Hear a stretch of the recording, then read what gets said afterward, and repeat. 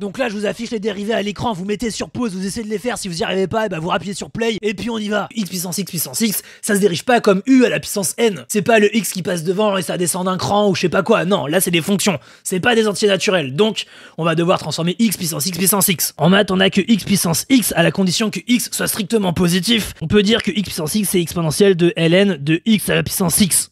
Ici, on va pouvoir dire que c'est exponentielle de x ln de x, parce que quand on a ln de a à la puissance b, ce truc-là, ça s'écrit comme b ln de a. Si, évidemment, x est strictement positif. Donc phi de x, on va pouvoir l'écrire comme x exponentielle de x ln de x. Et la rebelote, on a encore du x à la puissance d'une fonction, donc on va se resservir de l'exponentielle et du logarithme. Et là, on va pouvoir dériver parce qu'on a de l'exponentielle d'une fonction. Donc on y maintenant, on a affaire à la dérivée d'un produit, donc ça fait u'v plus uv'. Donc u', c'est un peu galère à faire tout de suite comme ça, donc on va juste écrire la même chose mais avec un prime. Donc toujours pareil, exponentielle de u en dérivée, ça fait exponentielle de u fois u'.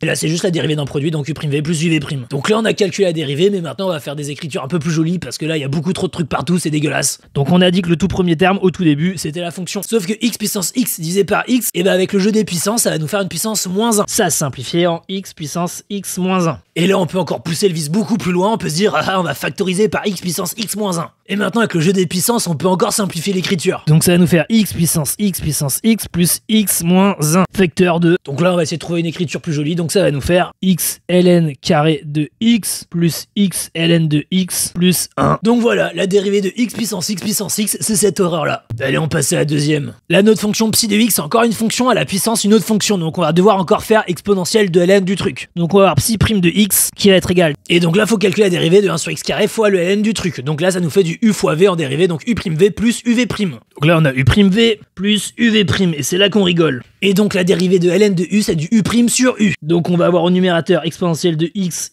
ln de x à déterminer en dérivée, divisé par exponentielle de x ln de x. Et là faut calculer la dérivée d'un produit de 3 fonctions. Bon on fait pas les américains, on va pas se traîner les exponentielles, on peut toutes les simplifier. Il va donc nous rester exponentielle de ln de x plus ln de x plus 1 divisé par x ln de x. Et maintenant on va essayer de rendre la dérivée un peu plus jolie parce que là c'est dégueulasse. Donc là déjà notre petit 1 sur x carré on peut le passer dans la fraction, ça va nous faire du x puissance 3. Maintenant on peut factoriser par 1 sur x puissance 3. Et on va aussi pouvoir dire que le ln du produit ça va être la somme des ln. Bon au passage depuis tout à l'heure je traîne le premier terme, mais le premier terme quand on regarde notre fonction du tout début c'était exponentielle de x fois ln de x puissance 1 sur x carré. Donc on va pouvoir écrire ça. Facteur de moins 2x, moins 2 ln de x, moins 2 ln de x. Et là, pourquoi pas mettre tout au même dénominateur, comme ça on peut sommer les fractions. Donc au dénominateur, je factorise par ln de x et je repasse le ln tout devant. Donc là, on repère qu'on a un terme en rouge ici qui peut se simplifier avec un autre terme en rouge ici. Donc ça va nous faire moins x ln de x. Et ici, on se rend compte que là, c'est un produit d'un ln, ça c'est un produit d'un ln, et ce truc-là, c'est un produit d'un ln. Donc si on factorise par ln de x, et à la fin, il nous reste un petit plus 1.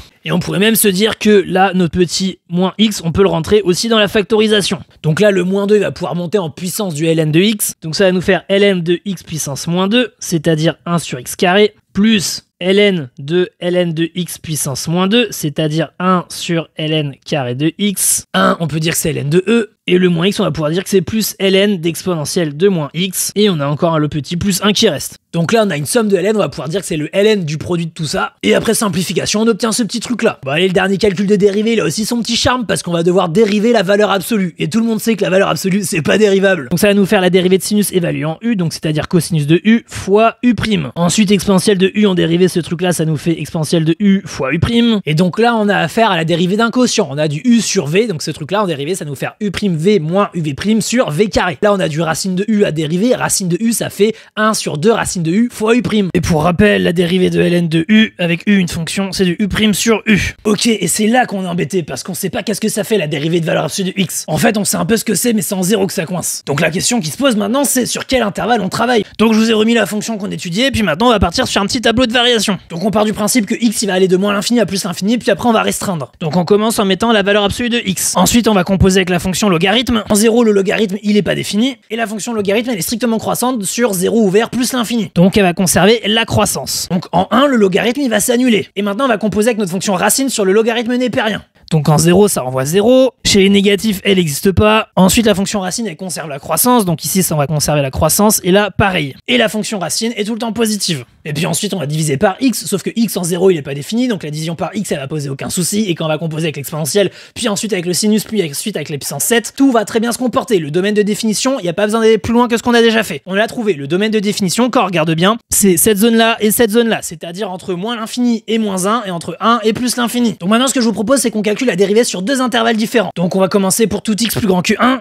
Donc oméga prime de x, on va reprendre cette expression et on va appliquer tous les changements que cela induit quand x est plus grand que 1. Fois la dérivée de valeur absolue de x. Vu que x est plus grand que 1, la valeur absolue de x va être égale à x. Et la dérivée de x, c'est 1. Bon, ici tout de suite, on peut faire des petits changements. X fois 1 sur x, ça fait 1. Et ce que je vous propose, c'est qu'on mette tout au même dénominateur sur la fraction. Donc on obtient moins 2 ln de x divisé par 2 racines de ln de x. Maintenant, on va un peu simplifier la fraction. Et donc là, on vient de trouver la dérivée d'oméga de x sur 1 plus l'infini. Sauf que là, quand on regarde bien, on a dit que x était plus grand ou égal à 1. Mais quand on regarde ce dénominateur ici, quand x vaut 1, le ln, il vaut 0. Donc la racine vaut 0. Donc on est en train de diviser par 0. Donc en fait, il faut que x soit strictement plus grand que 1. Et maintenant, on est parti pour calculer la dérivée d'oméga de x quand x est inférieur strictement à moins 1. Quand on regarde notre grosse fraction à la fin, on a du moins 1 sur moins x. Donc les moins vont se simplifier. Et notre x du numérateur va se simplifier avec la multiplication par 1 sur x. Et donc maintenant, pareil, on va pouvoir remettre tout au même dénominateur et simplifier la fraction. Donc on obtient qu'oméga prime de x est égal à ces deux choses-là en fonction des intervalles sur lesquels on se situe. Évidemment, chacal, si la vidéo t'a plu, au moins tu likes. Fais pas ton gros rat, je t'ai rendu service, rends-moi service, merci. Je te rappelle évidemment que si tu t'abonnes pas, bah tu loupes toutes les prochaines vidéos, c'est ton problème, c'est pas le mien.